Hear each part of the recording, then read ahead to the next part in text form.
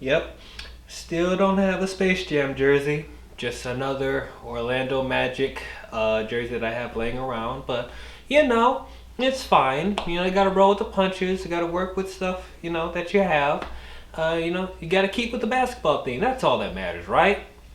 But, I gotta say, I probably gotta get a Space Jam jersey now. Especially after watching this movie. But anyway, on with the review!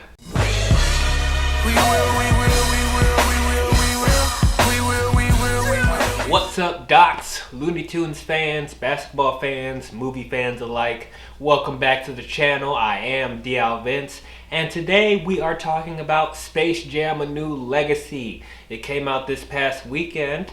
This is the sequel to the original Space Jam that came out in 1996. So 25 years in the making. Whew, crazy. I already did a review for the first Space Jam, so if you guys haven't checked that video out, I will leave a link in the description below so you guys can watch it. But yeah, let us get into Space Jam 2.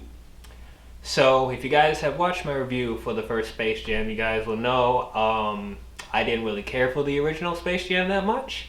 I know that there's a lot of people that hold this movie, it's a special place in their heart. They treat it as this really nice piece of nostalgia. I hear a lot of that it's a time capsule of the 90s, and I can understand that, but just for me, like, I didn't really care for it. There's like a few good moments in there, and I guess it's cool to see Michael Jordan and Bugs Bunny interact with each other. And the soundtrack, bomb. It's actually the soundtrack for the first movie is one of my favorite soundtracks ever. So that's really ironic to say. But the first Space Jam, I'm just meh about it. When I heard that they were doing a sequel to this, 25 years later, I was like, why? Just why? Like, I don't know why we're going back to this. The first movie was just so slapped together. You obviously could tell that it felt like an hour and a half commercial because it was based off of a commercial with Michael Jordan and Bugs Bunny. Like, I felt like that was just a weird experiment they tried, and they could just move on to other things. But no, they want to come back to this. So for this one, they want to get LeBron James instead of Michael Jordan, which I'm for that actually.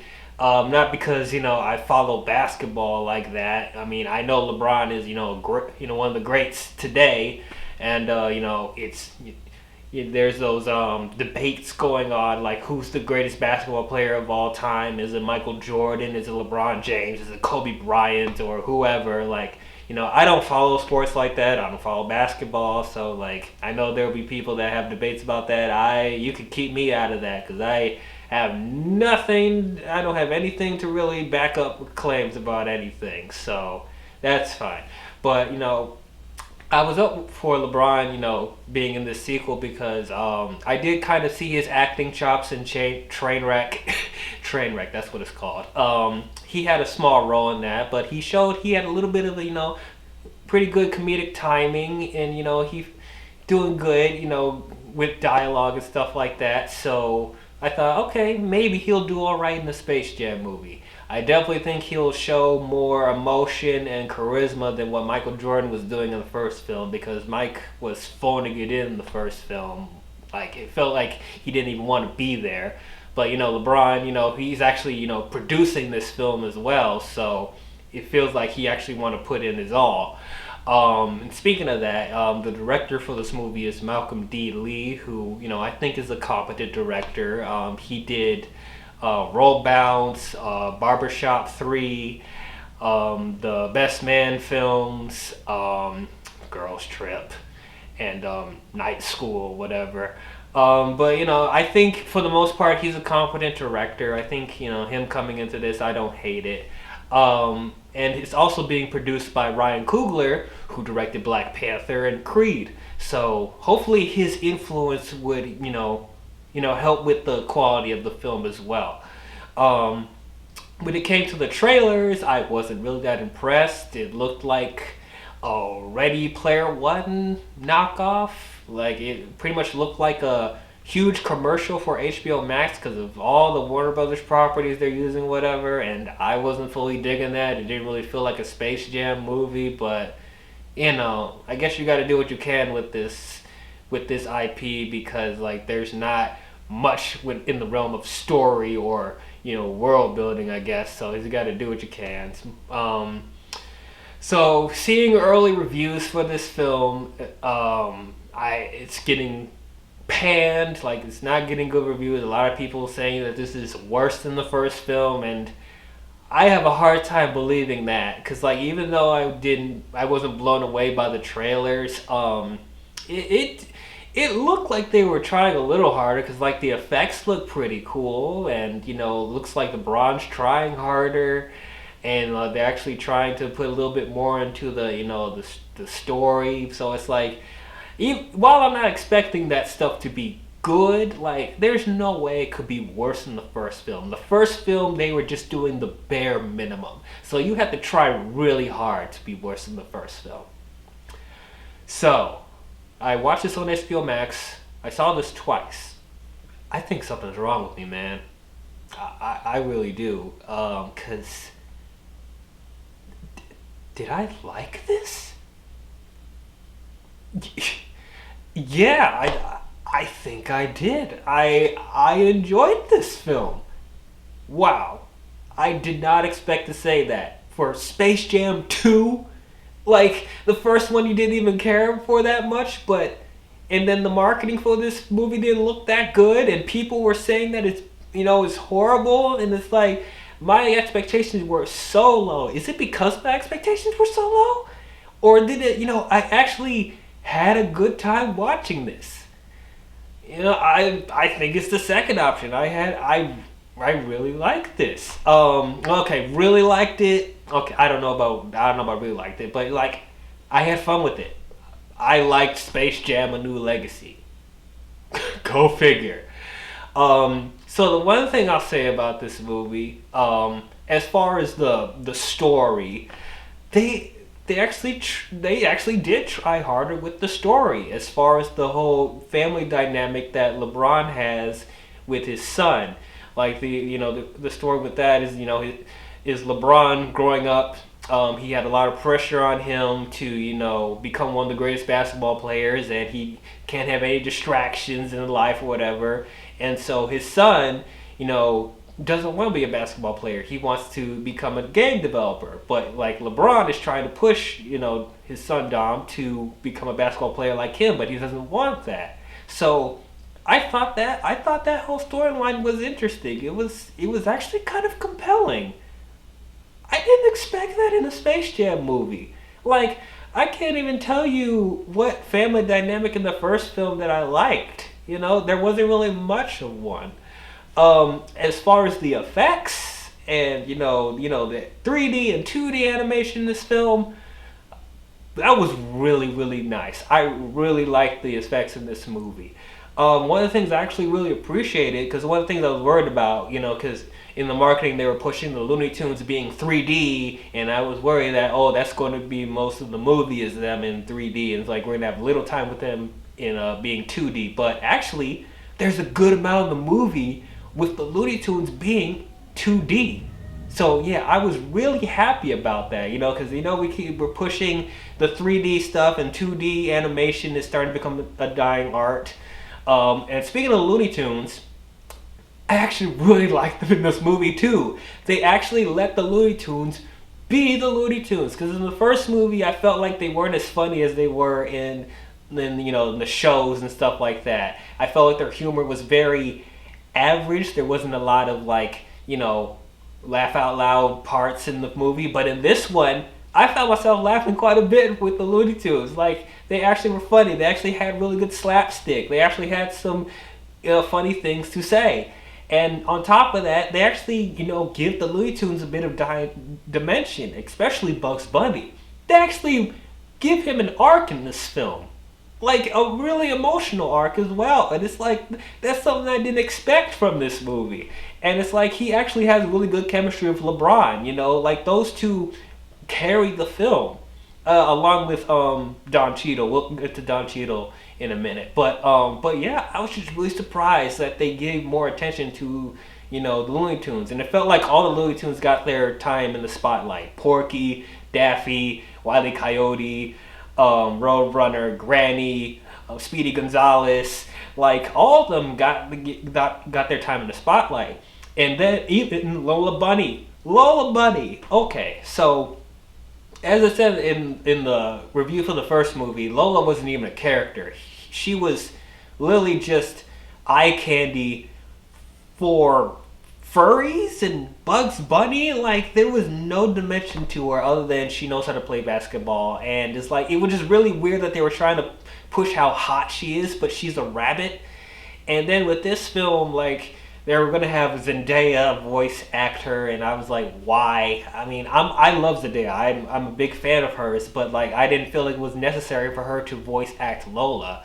But in this movie, I actually liked Lola a lot. I thought Zendaya did a really good job, and they actually made her a character. They actually give her dimension. They actually give her emotion. You know, so that's something I really appreciated. They're not just treating her like eye candy. And then for the people that are complaining about, you know, she's not as hot as she was in the first movie, like they shrunk her boobs and they, you know, whatever.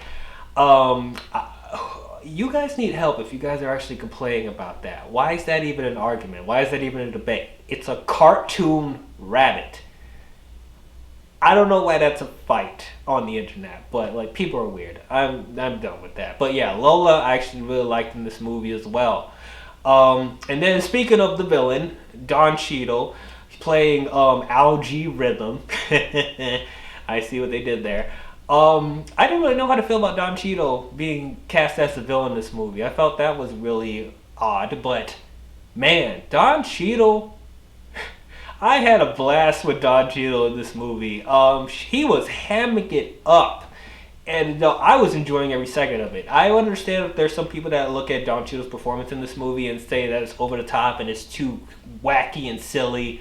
Like, I get that. But for me, the wackiness and silliness that he gave actually was entertaining. And there was actually a couple spots where he was kind of threatening as well. You know, being this, like, you know, this HAL 9000 type thing, just being the master of the Warner serververse or whatever. You know, I bought it, you know. I digged it. It was definitely more memorable than Danny DeVito as Slackhammer in the first movie. Like, whatever, I don't know what that was, but his whole plan of like taking Dom and LeBron into the serververse and, you know, making him play basketball for his freedom. Okay, again, the plot is still kind of dumb. It's crazy. It may not make a lot of sense, but like, I feel like they knew that it was stupid and they did the best with, you know, what they were given. They actually tried to make the story a little more coherent. It's still nonsense, but it's like, you know, I wasn't like taken out with how ridiculous the plot was. You know, it was simple enough where I could follow what's going on, even though stuff was silly. And then we talk about the Goon Squad, which is Algae Rhythm's basketball team. So one of the things I really liked in the first movie was the Monstars, even though I thought their whole origin was stupid and didn't make sense with the aliens stealing talent from basketball players. This one actually made more sense because, you know, Dom being the video game designer, it was based off of actual NBA players, you know, male and female NBA players. They scanned the movements of the basketball players, and then they created actual monster characters from that in the serververse. So their stuff actually made more sense, and I actually liked their gimmicks. You know, I don't know all the basketball players, again, as I said, because I don't follow basketball, but I thought it was cool that they actually made you know, the Goon Squad resemble the NBA players in the real world. Like, they had one that had fire and water powers, one that's like a snake, one that's like a spider, one that's like a chrome robot that messes with time. Like, they really were creative with that. And then there's one with, you know, that's a bird or whatever with the big eyebrows. I know he's like a big, you know, NBA player. I forgot his name. If you guys can tell me in the comments who these NBA players are, I really appreciate it. Or I'll just look it up myself. But yeah, I really like the Goon Squad in this movie. I think they're just as interesting as the Monstars in the first film. Okay, so is this movie perfect? Absolutely not. I would even be stretching it if I said that this was a good movie. But there are some problems with this movie. Let's talk about them. For one thing, LeBron's acting. Yeah, his acting's not great in this movie. You could tell that it's an athlete trying to act, and I was actually kind of disappointed, because I've seen him in Trainwreck, and he felt more natural in that movie. So I thought he would carry that into this film, but like he's at least like in the first quarter of the film, he's trying to play it all straight and serious. Especially when he's talking to Dom about, I want you to play basketball, son. You can't have any distractions. You got to put in the work. And it's like, that just felt very odd, with his, delivery. It just felt really flat. But, I will say, as the movie goes on, and he's interacting with the Looney Tunes more, and they have him, loosen up a bit more. Like, he actually was more entertaining to watch. But, LeBron has a long ways to go if he's trying to get into acting. It's similar to how the wrestlers, you have to work up your way with acting as well. Same with The Rock and Dave Bautista and John Cena. So it's the same thing with LeBron. You gotta work on your acting skills a little bit more. But I will say you are so much more entertaining than Michael Jordan. You actually gave a shit with this film. You actually tried to interact with the Looney Tunes. You actually tried to have chemistry. You actually were trying to have fun. So that's something I appreciate with LeBron's acting. His performance overall, even though his acting wasn't that good. One other thing I was slightly disappointed with was the soundtrack. I didn't feel the soundtrack was as good as the first movie. The soundtrack for the first film is actually one of my favorite soundtracks ever. And I was slightly disappointed that they didn't utilize the soundtrack as good in the second film. Not to say that there wasn't any good songs on here. There was actually some songs from DaBaby, Kirk Franklin, Chance the Rapper, John Legend, SZA, Lil Uzi Vert. Like I don't know why they didn't incorporate those songs more in this film, because they did it pretty well in the first movie. I don't understand why they didn't do it for New Legacy. 'Cause I listened to the soundtrack for the second film, and it's like like I said, there's some good songs on there, but it's just like it's not as memorable as the first movie. So that's one thing that was kind of a letdown. And then also, I could have used some scenes with the Looney Tunes in the real world, because I felt like it was mostly in the serververse. This is a nitpick. I didn't really need this, but it's something I would have liked to see, because in the first film, they did have a scene with the Looney Tunes going into the real world, and just seeing the 2D characters interact with the real world. I thought that that's cool to watch.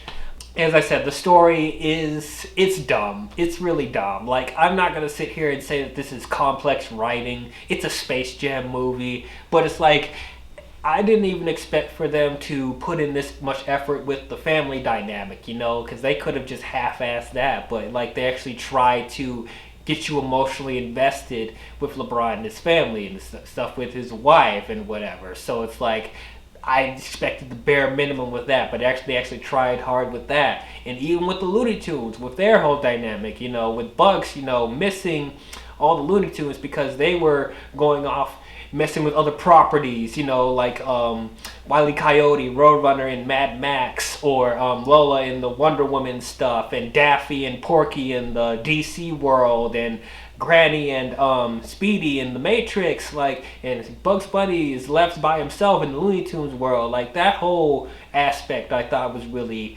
compelling. I didn't expect that. I was actually invested in what was going on.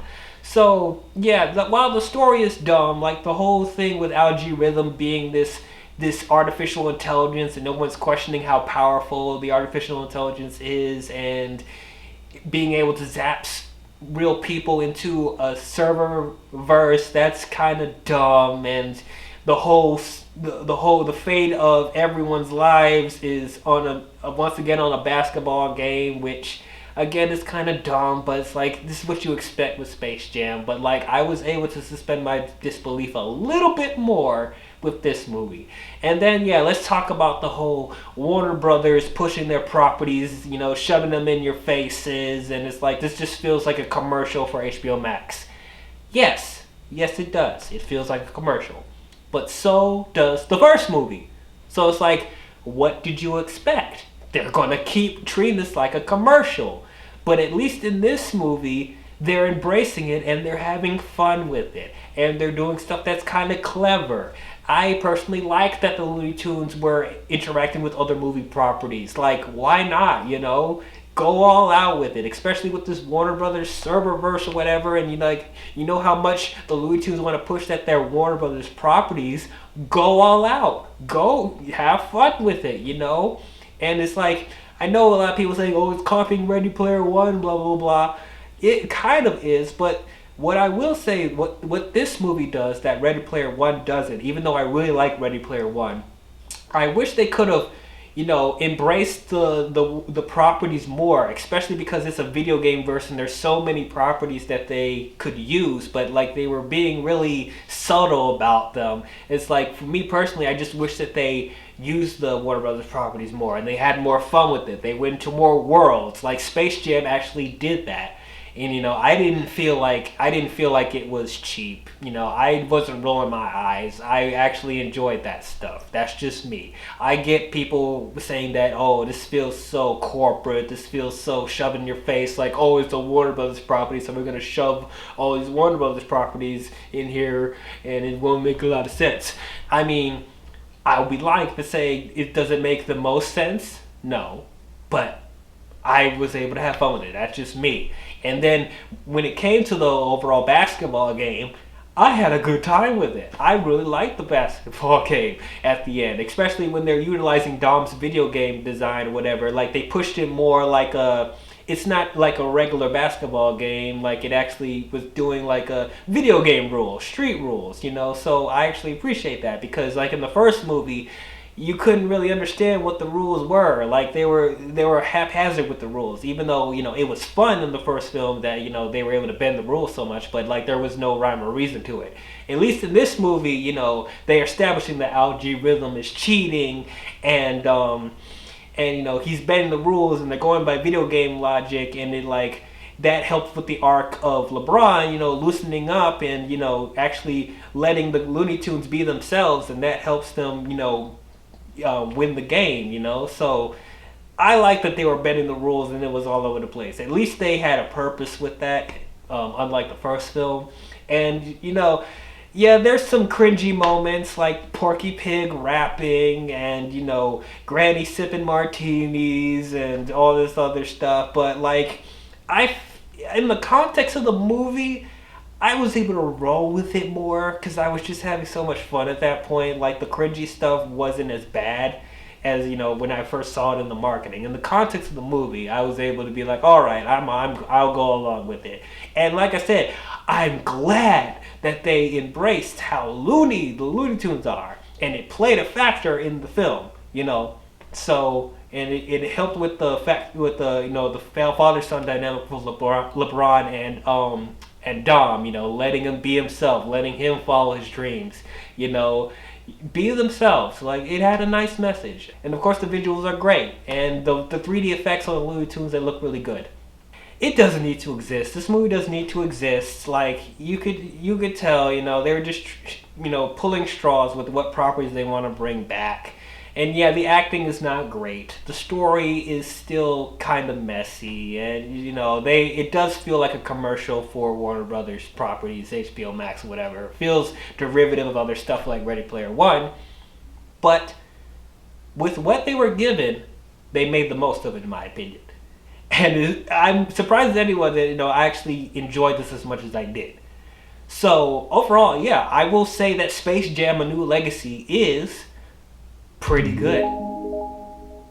Man, like, if you guys have kids, I think this is worth watching, at least for them. I think they'll have a good time with this movie. But yeah, I don't agree with the critics. I don't agree with, people that are fans of the first film saying that this is worse than the first movie. I just don't agree. I don't. But you know, I get if people think this is bad and it's stupid. Like I understand that. You know, I guess I could say this might be a guilty pleasure, maybe, but I think it's it's better than a guilty pleasure slightly. You know, I think it's a fun film. It's enjoyable. But that's how I feel about Space Jam: A New Legacy. What did you guys think about it if you watched it? Did you guys love it? Did you guys hate it? Did you guys think it was okay? Let me know. So yeah, hope you guys enjoyed this review. If you guys did, don't forget to leave a thumbs up and subscribe to the channel. And don't forget to hit that bell if you want to be notified on future videos I'll be doing. But that's all I have for you movie fans, and I will see you guys in the next film. I'll talk to you guys later. And that's all, folks. That's all, folks.